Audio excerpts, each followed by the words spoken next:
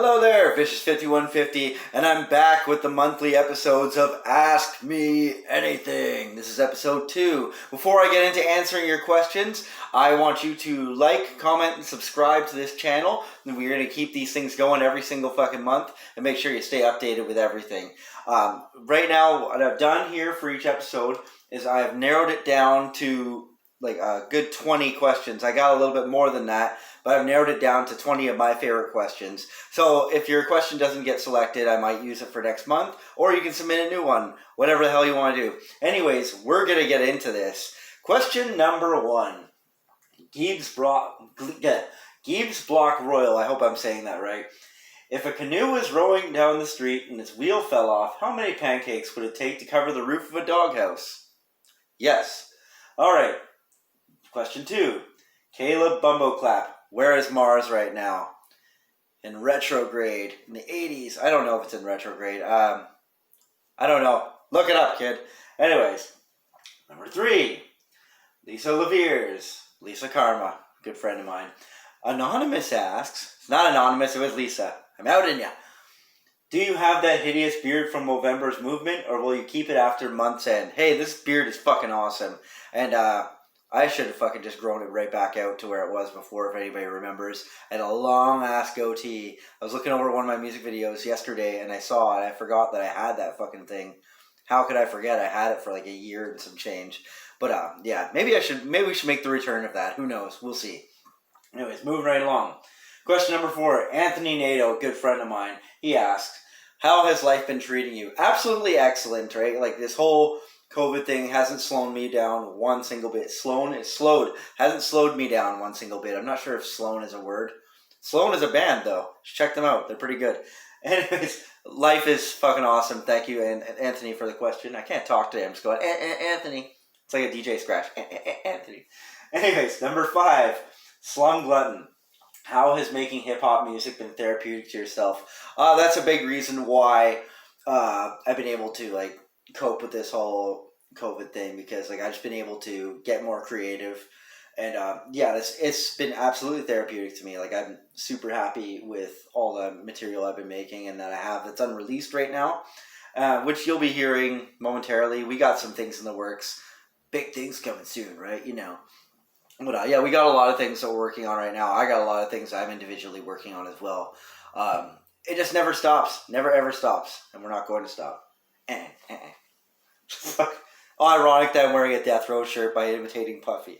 Anyways, number 6. Jason Elias. What is the meaning of life?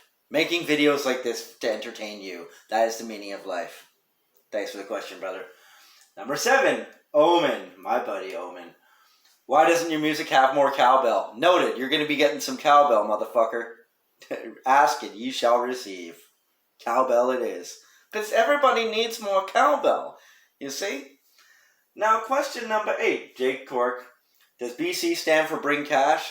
According to my good buddy Sickadime, it actually stands for Be Cool, and I really, really fuck with that. BC stands for Be Cool. It ain't no Bring Cash shit. Although, the government might tell you different. Anyways, number 9. Nina Shade. How many pairs of New Balance do you own? Not enough. That's the answer to that question. We're going to get more. More New Balance. More cowbell, more New Balance. Number 10.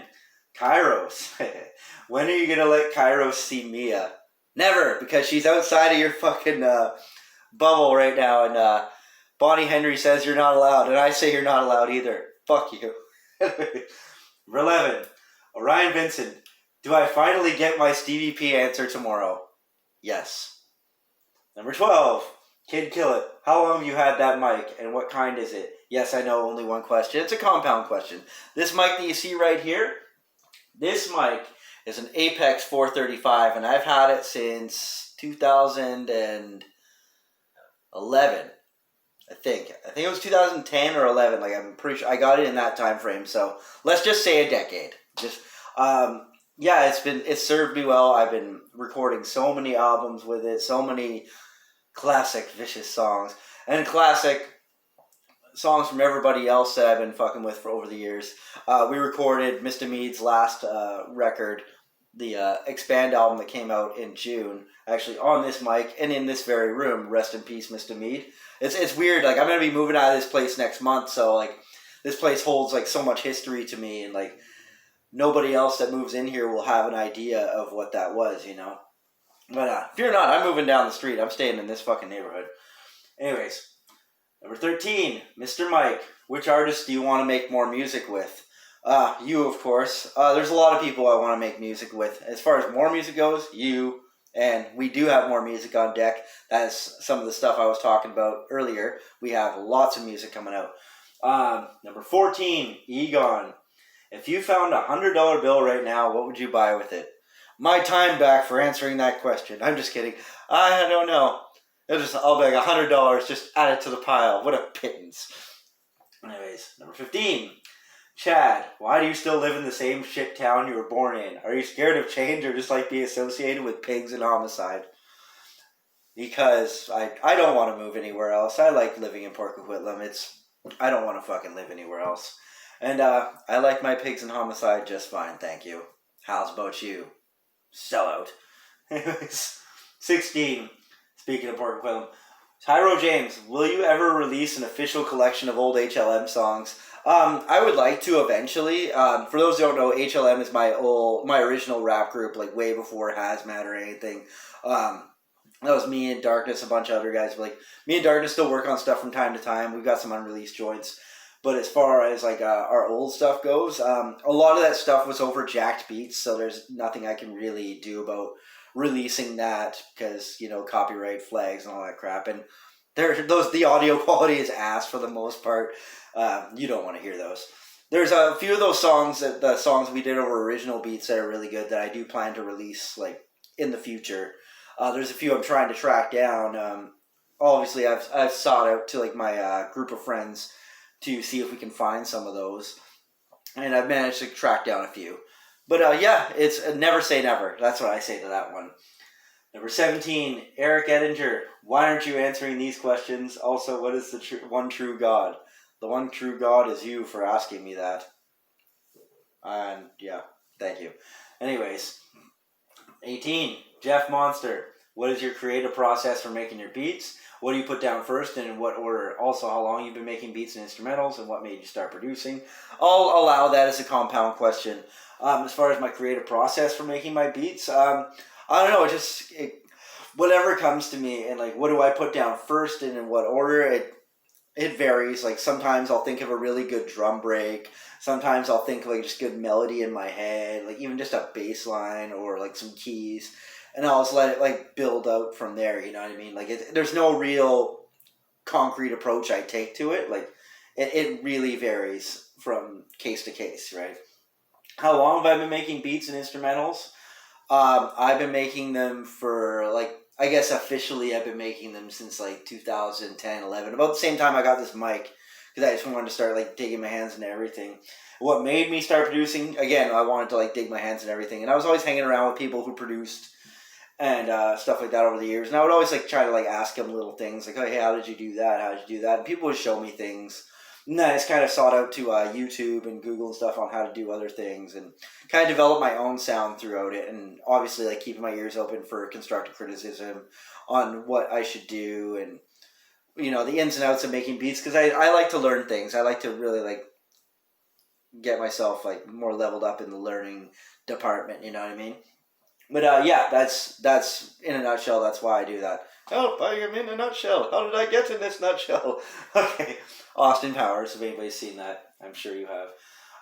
19. Asriel, Corey Van Dyke. Asriel. Not Rosmo's brother, but shout out. You're awesome. Interested in the genesis behind the 5150 part of your name? Ooh, I like answering this question because it's kind of a compound answer. 5150 is like it's like a California code for like danger to themselves or to other people, but that's like not how I use it. Like my parents actually worked in like mental hospitals and stuff like that, like when I was growing up. So like I got to meet a lot of the people in their line of work, and you know, it's something I was doing to kind of pay homage to like being around a lot of that as a kid. And like I'm kind of a weird motherfucker myself, right? So like thought Vicious 5150 would be like a weird like like weird like original name, you know, because like nobody else has. I mean, there's rappers called 5150. There's rappers called Vicious, but like I just put them together, smashed them right together, you know. It's like anyways. Ew, I just made a Friends reference by accident. No. Fuck, I hate that show so much. Anyways, number 20, Dave Sohn. Final question. Compound question. Why is the sky blue? Can you explain Rayleigh scattering to me? Yes, I can. Rayleigh scattering, named after the 19th century British physicist Lord Rayleigh, John William Strutt, is a predominantly elastic scattering of light and other electromagnetic radiation by particles much smaller than the wavelength of the radiation. Boom, motherfucker. Anyways, that concludes Ask Me Anything, Episode 2, November edition. Thank you very much for people who submitted the questions. And I'll be back in December, so make sure you submit some more. So yeah, before we go, make sure you like, comment, and subscribe. Share this video with your friends, because I want to just keep making more, and I want as many people to be updated with this as possible. Thank you very much, and have yourselves a wonderful day. Okay, peace.